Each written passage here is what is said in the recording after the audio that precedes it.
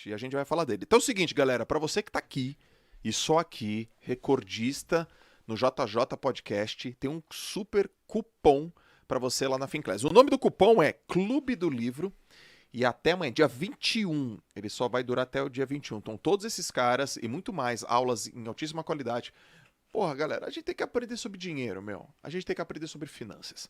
A gente tem que aprender sobre o que os melhores fazem com dinheiro. A gente precisa aprender. Tá aqui no livro. O cara diz, reserva 10% do que você faz para você investir em educação financeira. E tá aqui, Finclass. A melhor plataforma que tem hoje no Brasil, uma das melhores do planeta. A melhor do planeta. É a melhor da órbita que tem sobre finanças, cara. Altíssima qualidade, preço acessível. E se você digitar lá, Clube do Livro, de 39 vai pra quanto, Kaique? R$29,90 não no acredito. plano anual. Nossa. R$29,90. Cara, R$29,90 no plano anual. Então, galera, tem uma frase, né, do Derek Bock. Se você acha que a educação é cara, experimente a ignorância. Eu não sabia que ele era o autor dessa frase. Derek Bock. Vou citar aqui Benjamin Franklin, né? Investir em conhecimento rende sempre os melhores juros. E tem um ponto bem interessante sobre isso aqui ainda no livro. Porque eu já falei que eu baseei a minha sugestão de orçamento do Viver de Renda, que foi o que eu segui durante muito tempo na minha vida. Hoje já não se aplica mais, porque hoje os ganhos que eu tenho são muito mais altos do que as despesas, então fica muito diferente. Mas a sugestão dele é, viva com 50%, invista 10% para liberdade financeira, 10% para longo prazo, 10% para lazer, e ele fala em doar 10%. Exatamente. Na minha, não tinha doação de 10%. Eu botava em viver 55%, 5% a mais e 5% para o colchão financeiro. Uhum. O pessoal falava, nossa, Bruno, que mesquinharia. Mas eu estava fazendo, na verdade, o que o Warren Buffett me ensinou. O Buffett, quando ele tinha uns 40 anos, o pessoal cobrava ele. Você não vai doar dinheiro, não? Ele tinha acabado de ficar bilionário, né? E ele falou, não, vou segurar um pouco, porque se eu continuar investindo, eu vou poder doar muito mais lá na frente. Animal. Então foi a mesma coisa que eu fiz. E todo ano, desde 2018, eu sempre dou pelo menos a mesma quantidade de dinheiro que eu ganhava pelo exército em um ano. Sim. Já teve ano que eu doei quase o dobro disso. Legal. E isso eu só fui capaz de fazer porque eu comecei a investir o meu dinheiro e usei essa verba da instrução muito voltada para a educação financeira, para que eu ficasse cada vez melhor na prática da gestão financeira. Porque até o próprio T. Harv Eker dá o exemplo dele. Estava comentando com o João antes de começar o podcast que ele se julgou milionário, assim, com o burro estacionado na sombra, quando ele vendeu metade de uma empresa de academias, que ele tinha lojas de equipamento de ginástica. De ginástica, isso mesmo. Ele vendeu por 1,6 milhões, eu acho. Então ele tinha, né, somando que ele vendeu mais o equity do que restou com ele, 3,2 milhões. Ele falou, tô muito tranquilo. Só que hoje em dia isso é muito menos dinheiro do que naquela época, né? O livro é de 2005, eu não sei quando ele fez isso, mas foi antes do livro. Porque ele vendeu, começou a dar treinamento e depois escreveu o livro.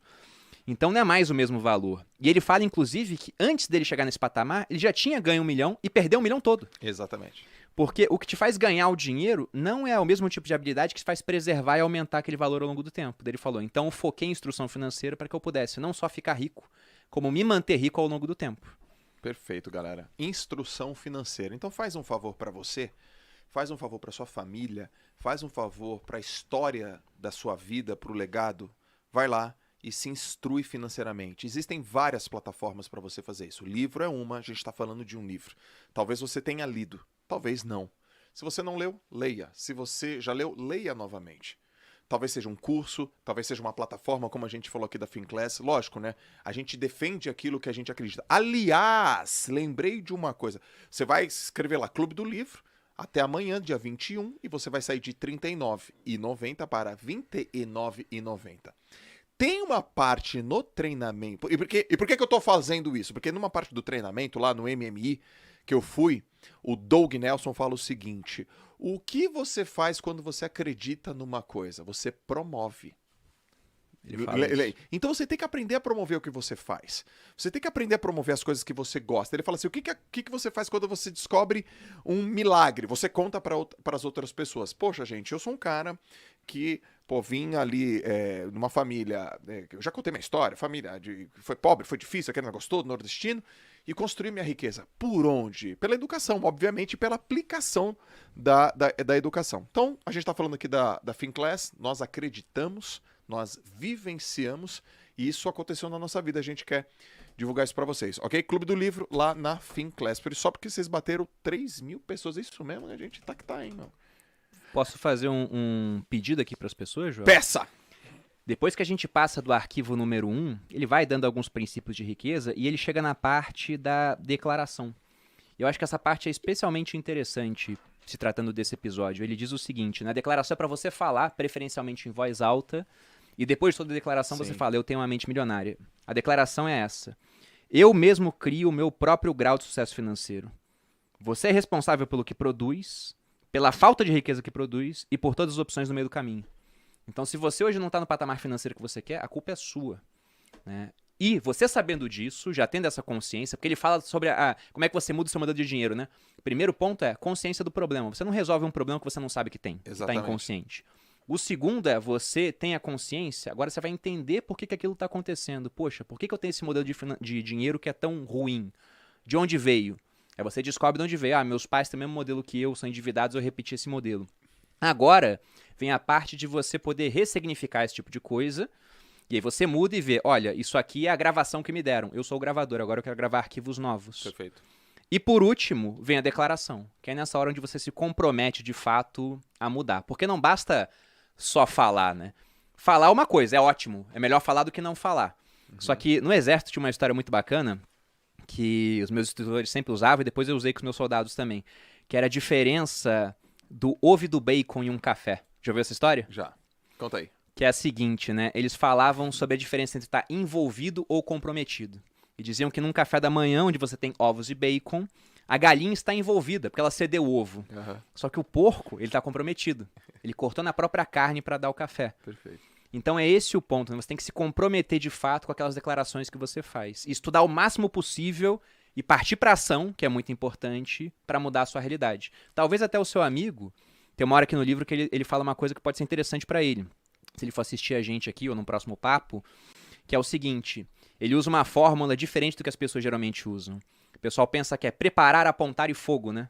É que ele defende o contrário, que é preparar, fogo e depois você aponta. No seguinte sentido, mais ou menos lembrando que eu sempre falo de comércio antes de estar pronto. Você se prepara, mas coloca um tempo limite para isso, aprende o máximo possível naquele período. Você começa, você vai lá e atira, e depois você vai apontando para melhorar o processo através de erros e acertos, feedbacks, e vai fazendo. Cara, isso é um puta mindset. Esse é um mindset que muda o jogo, cara. Porque tem gente que só decide quando vê o plano perfeito. E nunca tem. E não existe. E tem cara que fala assim, não existe plano, mas existe a decisão. Eu vou fazer. Porque tem muita gente que fala assim, não vai dar, não é possível, isso não é pra mim. E no final das contas é porque ela não confia nela. Porque se ela confiasse nela, nada disso apareceria e ela conseguiria dar um jeito. Porque ela fala, cara, eu vou encontrar uma maneira. Então é preparar, atirar e no meio pular do precipício e no meio do caminho construir o paraquedas. Todas as pessoas que eu conversei, que eu li, que eu estudei, todas elas têm esse mindset de não esperar a perfeição. Se quiser errar, erra rápido, erra barato, quer tomar água limpa, porque, porra, eu quero chegar primeiro. Então a rapidez, que é um dos princípios que a gente tem no grupo. Sim. Rapidez, a gente tem que ser rápido, cara. Rápido, rápido, rápido, rápido. Então é muito mais um mindset do que, sei lá, uma estratégia. E a gente até coloca a rapidez antes da excelência, né? Antes da excelência. Quer ver isso? Pega o meu primeiro vídeo do YouTube, o primeiro do Joel, o primeiro do Thiago. Eu botei lá numa aula que eu dei pro Stage e nem te reconheci, cara. Muito diferente. Não tinha barba, cabelo diferente. Né? E a câmera com uma qualidade ruim. Deve porque era o começo. É o começo, celular.